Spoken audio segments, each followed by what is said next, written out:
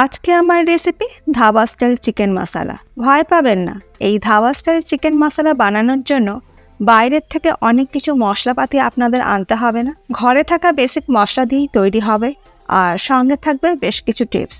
Dhaba style chicken মশলা বানানোর জন্য আমি নিয়েছি 700 গ্রাম চিকেন। ভালো করে ধুয়ে চিকেনের এক্সট্রা জলটা আমি ঝরিয়ে নিয়েছি, আর চিকেনের পিসগুলো একটু বড় সাইজের টুকরো করে কেটে নিতে হবে। এরপরে একটা মশলা তৈরি করে নেব। তার জন্য মিক্সিং জারের মধ্যে দিয়ে দিচ্ছি 8 থেকে 10টা রসুন কোয়া। ছোট টুকরো করে নিয়ে আদা দিয়ে দিলাম হাফ ইঞ্চি, আর দেবো 5-6টা কাঁচা লঙ্কা। তবে ঝালটা অবশ্যই নিজেদের স্বাদ অনুযায়ী ব্যবহার করবেন। অল্প পরিমাণে একটু জল দিয়ে এটার একটা মিহি পেস্ট আমি তৈরি করে নেব। মশলা আমাদের তৈরি করে নেওয়া হয়ে গেছে। এরপর রান্নাটা করার জন্য কড়াইতে দিয়ে দেবো 1 টিস্পুন ঘি, আর দেবো সরষের তেল 2 টেবিল স্পুন।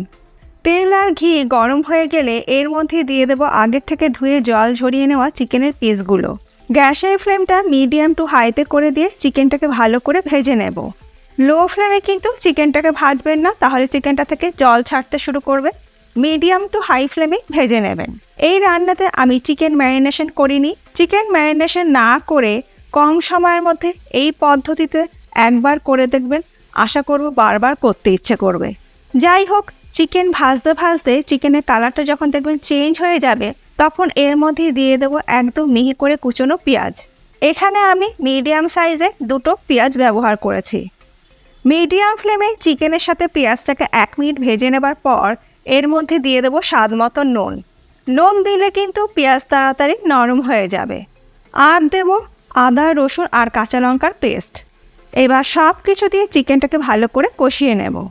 মিডিয়াম ফ্লেমে মিনিট 2 কষিয়ে নেবার পর গ্যাসের ফ্লেমটাকে লোতে করে দিয়ে ঢাকা দিয়ে চিকেনটাকে কুক করে নেব। 5 মিনিট পর আমি ঢাকাটাকে খুলে নিলাম। দেখুন, চিকেন আর পেঁয়াজ থেকে কিন্তু বেশ জল বেরিয়েছে। এর মধ্যে আমি কিন্তু কোনো রকম জলের ব্যবহার করিনি, আর পেঁয়াজও কিন্তু প্রায় গলে গেছে। সব কিছু ভালো করে মিশিয়ে নেবার পর এর মধ্যে দিয়ে দেবো 1 টেবিল স্পুন কাশ্মীরি লাল লঙ্কা গুঁড়ো। কাশ্মীরি লাল লঙ্কা গুঁড়োটা কিন্তু ঝাল হয় না, সুন্দর একটা রং হবে। হলুদ গুঁড়ো দিয়ে দিলাম হাফ টিস্পুন, ধনে গুঁড়ো দিয়ে দিলাম 1 টিস্পুন, আর জিরে গুঁড়ো দিচ্ছি হাফ টিস্পুন। আবারও সব কিছু দিয়ে ভালো করে কষিয়ে নেব। পেঁয়াজ, আদা, রসুন, জিরে গুঁড়ো, ধনে গুঁড়ো এগুলো কিন্তু আমাদের ঘরের সাধারণত বেসিক মশলা। এগুলো দিয়ে কিন্তু সমস্ত রান্না কিন্তু হয়। কষাতে কষাতে যখন মশলা থেকে তেল সেপারেট হতে শুরু করবে, তখন আমি এর মধ্যে দিয়ে দেব টমেটো পেস্ট। আমি এখানে 2টো মিডিয়াম সাইজের টমেটো ভালো করে পেস্ট করে নিয়েছি। টমেটো পেস্টটা দিয়ে মিডিয়াম ফ্লেমে মিনিট 2-3 কষিয়ে নেবার পর টমেটো থেকে যখন কাঁচা গন্ধ চলে যাবে, তখন আমি এর মধ্যে দিয়ে দেব 50 গ্রাম টক দই। দইটাকে কিন্তু ভালো করে আমি ফেটিয়ে নিয়ে মাংসের মধ্যে দিয়ে দিলাম। দই অবশ্যই রুম টেম্পারেচারে থাকা দই, ফ্রিজের ঠান্ডা দই কিন্তু ব্যবহার করবেন না, তাহলে দই কিন্তু কেটে যাবে। চিকেনটাকে সব কিছুর সঙ্গে ভালো করে মিশিয়ে নিয়ে গ্যাসের ফ্লেমটাকে লোতে করে দিয়ে ঢাকা দিয়ে চিকেনটাকে একটু কুক করে নেব। 4 মিনিট পর আমি ঢাকাটাকে খুলে নিলাম। দেখুন, চিকেন থেকে কিন্তু তেল সেপারেট হয়ে গেছে, চিকেন কিন্তু সেদ্ধ হয়ে গেছে। এই রান্নাতে কিন্তু আলাদা করে আমি কোনো রকম জলের ব্যবহার করছি না। চিকেন, পেঁয়াজ, টমেটো আর টক দইয়ের থেকে যে পরিমাণে জল বেরিয়েছে, সেই জলেই কিন্তু চিকেন সুন্দরভাবে সেদ্ধ হয়ে গেছে। এক্সট্রা জল দেবার কোনো প্রয়োজন নেই।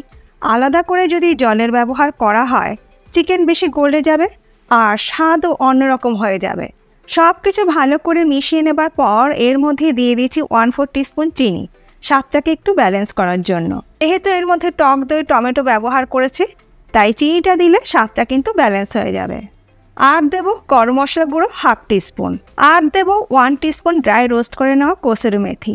কসুরি মেথি কিন্তু মাস্ট। ধাবা স্টাইল যে কোনো জিনিসে কসুরি মেথি কিন্তু দিতেই হবে। হাতের তালুতে একটু ঘষে নিয়ে দিয়ে দিলাম। আমাদের ধাবা স্টাইল চিকেন মশলা অলমোস্ট ডান। সব শেষে দিয়ে দেবো ফ্রেশ ধনেপাতা কুচি। গ্যাসের ফ্লেমটাকে আমি বন্ধ করে দিলাম। এবার ঢাকা দিয়ে 5 মিনিট স্ট্যান্ডিং টাইমে রেখে দেবো, তারপর গরম গরম আমি সার্ভ করছি। আজকে আমার এই ঘরে থাকা সাধারণ মশলা দিয়ে ধাবা স্টাইল চিকেন মশলা কারি আপনাদের কেমন লাগলো ছোট্ট একটা কমেন্ট করে জানাতে ভুলবেন না। ভালো লাগলে আপনারাও বাড়িতে একদিন ট্রাই করুন, আর আমাকে কমেন্ট করে জানাবেন যে আপনাদের কীরকম লাগলো। এই ধাবা স্টাইল চিকেন মশলা কারি কিন্তু রুটি, পরোটা, নান, তন্দুরি সব কিছুর সঙ্গেই ভালো লাগে, এমনকি গরম ভাতের সঙ্গেও কিন্তু খেতে খুবই ভালো লাগে। এর আগে আমি আপনাদের সঙ্গে চিকেন কষার রেসিপিও শেয়ার করেছিলাম।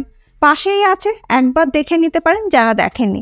আশা করি এই রেসিপিটার মতন ওই রেসিপিটা আপনাদের ভীষণই ভালো লাগবে। আজ তাহলে এই পর্যন্ত, আবার দেখা হবে নতুন কোনো ভিডিওর সাথে। ভালো থাকবেন, সুস্থ থাকবেন, ধন্যবাদ।